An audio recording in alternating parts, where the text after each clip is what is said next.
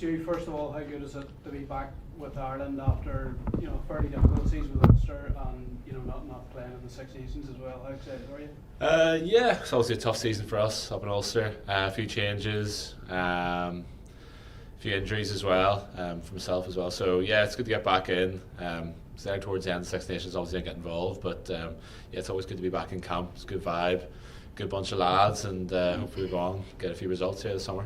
What has the vibe been? Like Jamie said there, it's a wee bit different just with the different coaches, but like for you, has it been seamless? And what sort of impression have you gotten of Paul in that leadership role in the early stages? It's been fairly seamless from the coaches. In my opinion, they've been pretty good. We're still doing the same things we have been doing with the previous coaches, with the guys that are wearing the Lions there, and there hasn't been much changeover. For the senior guys, it's probably just getting a lot of those young lads up to speed, but they're so on top of things these days. They're pretty good pros. I know there's a lot of new faces there, but a lot of them have been around the camp before. A lot of them have been around Leinster before as well, and they do the same things. They've been around. A lot of the guys are away with the Lions, so they know their stuff. I think you played in the Tbilisi Cup 10 years ago. Like, first of all, can you believe that was 10 years ago? What are your memories of it, and just sort of reflecting on how far you've come since then? You're aging me here. Yeah, or I feel old amongst these lads. Paulie did to me the other day as well. Do you remember much of it? No, I remember the zoo. It was the time the animals escaped from the zoo.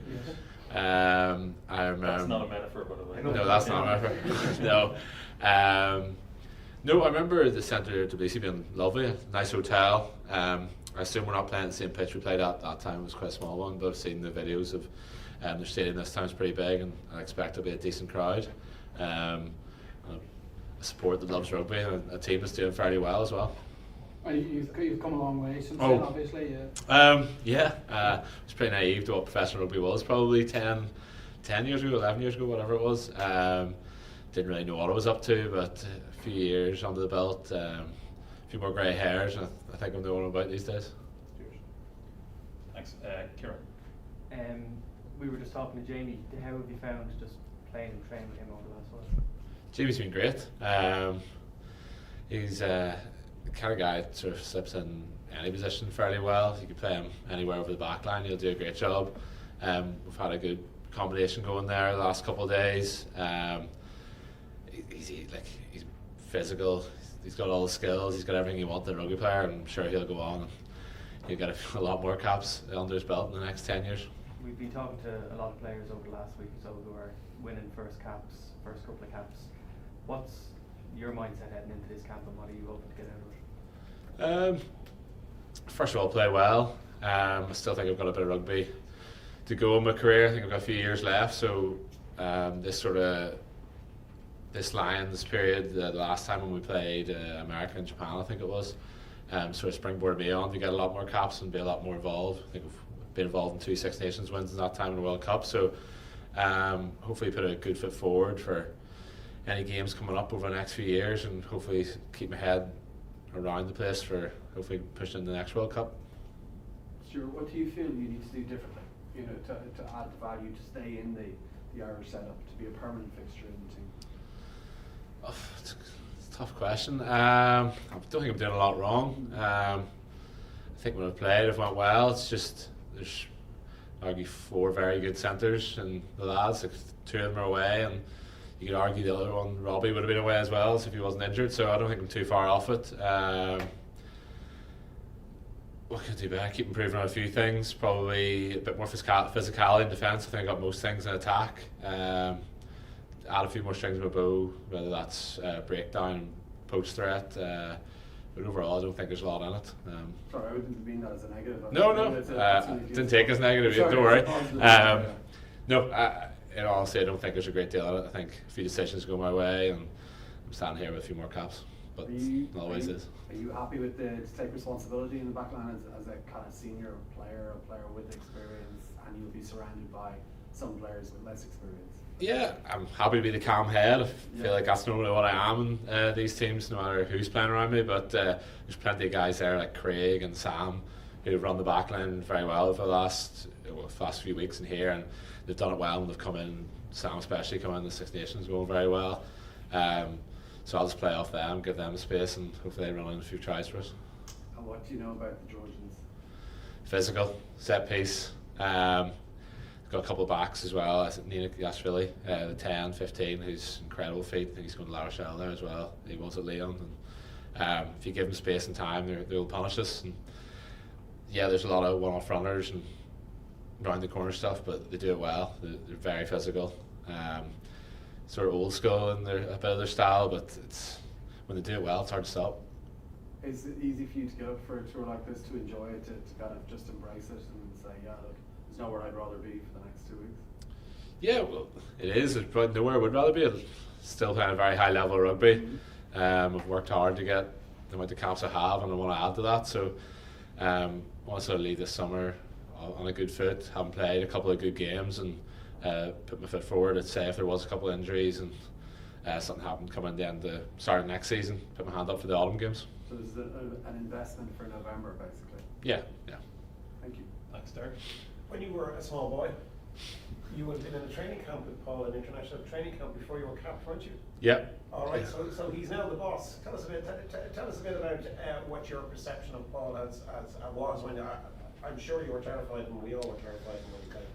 Yeah, I was. I think it was in one training camp with him. I think I'm the only one in the squad that played a game against him as well.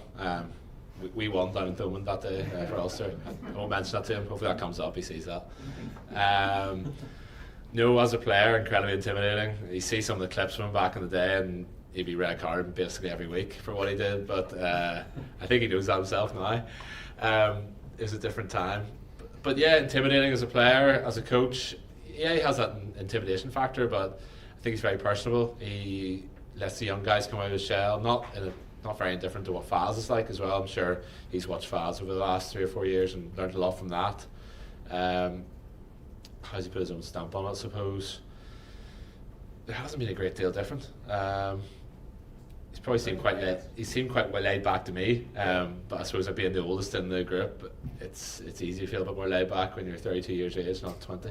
Tell us what you can remember about the match, about who you were with, maybe on the team, or was it a big step, the one you beat him in? The one beat him in? Yeah, Ulster sent down the biggest B team of all time because it was a dead rubber at the end of the season, and Munster had their best team out. Remember it very well, actually. I think Michael Heaney scored a try, and they were trying to get the second, I think, from third, and we were fourth, couldn't go up or down. It was back in the Pro 12 days, and we got the win. I think it was my 4th cap. I think Michael Allen. Yeah, Pete Nelson was playing 10 maybe. No, James McKinney was playing 10. Good story, because the coach said, "Oh, you'll play more next year" to him, and he was actually leaving that summer. I would say the coach was, but you can figure that out. Did you mention this to Paul over breakfast, or did you get a chance? No, but I like to think he knows it. Yeah. Obviously, you don't want to get picked. No, yeah, I was trying to get picked this week. Pat? Yeah.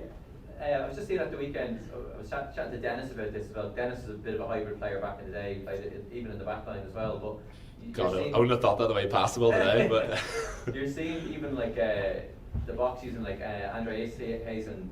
Is that anything you'd be open to do, especially as kind of you're an experienced player as well, like learning those roles, and maybe if you needed to slot in and kind of play back row if you needed to, or do you kind of see other players in the squad who'd be capable of doing something like that?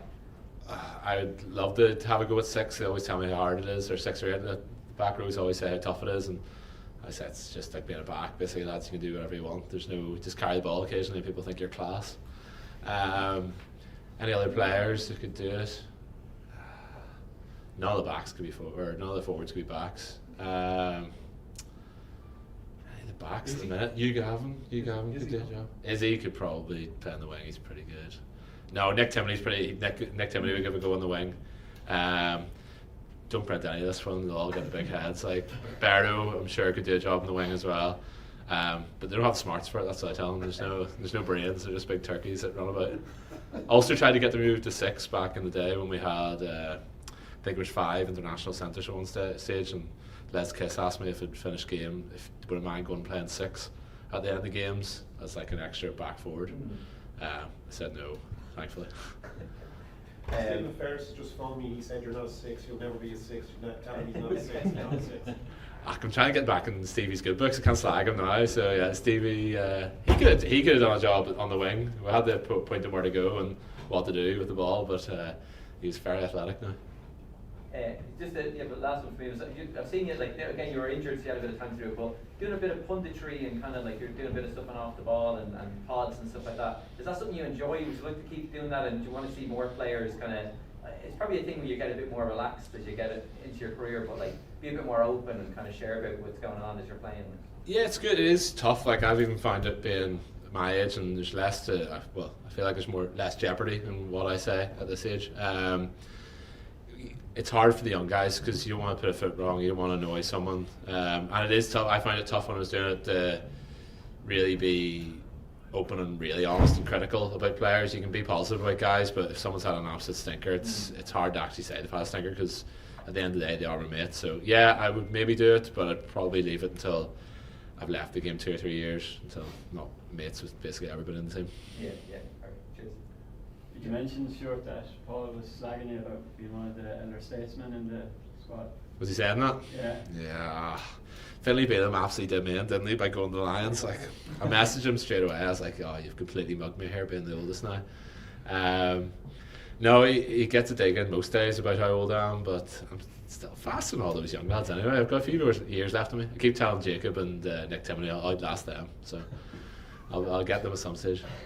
How is it, I suppose, when the club season ends? Like, is there any kind of a switch off period, or do you kind of keep it going, as in you're straight back in here with Ireland then? Like, or how does it kind of? Yeah, we obviously had like a disappointing finish the season at Ulster, so we were finished a bit earlier. I think we had a week off, and then we were straight back into it. But it was quite nice in a way, sort of mentally switch off from rugby for a couple of weeks. Just get in, do your training, get what needed to be done in the gym, and go home.